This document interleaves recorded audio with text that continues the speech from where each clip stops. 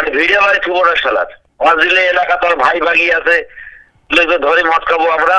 আরে আপনি কোন সাংবাদিক নন, আমি সাংবাদিক হলে আমার কান্নারে ফোন দেবেন আপনি। আমরা আপনার নাম্বারটা আমি জায়গা মতো দিচ্ছি, আপনার খোঁজ দিচ্ছেন দেখি কি রাখবেন। হ্যালো, আসসালামু আলাইকুম। জি, ইব্রাহিম খলিল ভাই বলছেন? ভাই খলিল ভাই, আমি thenews24.com থেকে শুভ বলছিলাম। শুভ, কি সমস্যা? না সমস্যা না, আপনার বিরুদ্ধে কিছু অভিযোগ আছে, সেই বিষয়ে আপনার একটু বক্তব্য দরকার। কি বলেন? সেটা হচ্ছে আপনি মধ্যপাড়া যে খনির পাথর ব্যবসা, সেখানে আপনি কমিশন নেন, এরকম একটা অভিযোগ আছে। আর বনের যে লট ভাগাভাগি, সেখানেও আপনার অস্বাভাবিক প্রভাব বিস্তারের অভিযোগ আছে। এর বাইরে আপনার জমি জমা বিরোধে যে হস্তক্ষেপ করেন আপনি, এলাকাবাসীর যে জমি জমার বিরোধ, এই ব্যাপারে আপনি কি বলবেন? মানে এগুলো কি ভিত্তিহীন বা এরকম কিছু?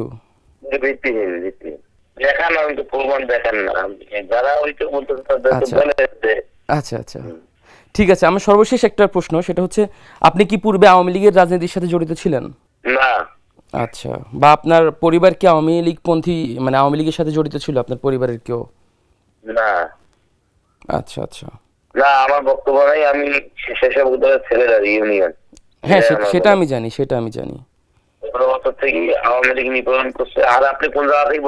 আমি thenews24.com ঢাকা থেকে ফোন দিচ্ছি আপনাকে, thenews24.com। না ঠিক আছে খলিল ভাই, আমি জাস্ট ওই তো আপনার মানে বক্তব্যটা আমার দরকার ছিল। ঠিক আছে,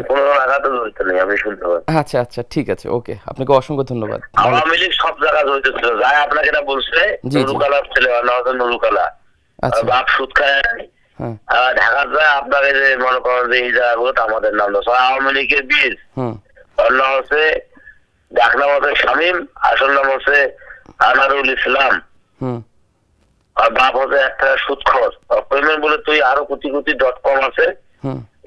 না, আমরা তো সেখান থেকে বলিনি, আমরা এলাকাবাসীর কিছু বক্তব্য বা অভিযোগ পেয়েছি। আপনি এলাকাবাসী টাইলের করছেন, তা আপনি বক্তব্য করবেন কোথায় পারেন? সেটা আমরা আমাদের কাজ আমরা অবশ্যই করেছি আমাদের কাজ। কোথায় মানববন্ধন করছেন আপনি? এখন আপনার একটা সুনির্দিষ্ট বক্তব্য দরকার ছিল অভিযোগের প্রেক্ষিতে আর কি, তো সেই অভিযোগের প্রেক্ষিতে আপনার বক্তব্যটা আমি পেয়েছি। ছেলে আছে না ওই শালাকন, মানে আপনি বলছেন এটা উদ্দেশ্য প্রণোদিত অভিযোগ? ওই শালা তো আওয়ামী লীগের দালাল। আওয়ামী লীগ সারা জীবন সাংবাদিকেরা আপনার ভোট দিয়ে আসলেন, এই এখনো ওইভাবে শুধু সন্ধানী করেছেন, টাকা খাতে সবকিছু বিক্রি হন না, বুঝছেন? আপনি সঠিক তদন্ত এখানে আসেন, যেদিন মধ্যপাড়া আসবে সেদিন আমার ফোন দেন। ঢাকা থেকে আপনি কি তদন্ত নেবেন? না না, সেটা তো আপনার আমি করেছি কিনা, না আমি মধ্যপাড়ায় গিয়েছি কিনা সেটা তো অবশ্যই আপনি জানেন না, বা আমি সেখানে আমার প্রতিনিধি পাঠিয়েছি কিনা। সামনাসামনি আমাকে ডাক দেন, আমিও থাকবো।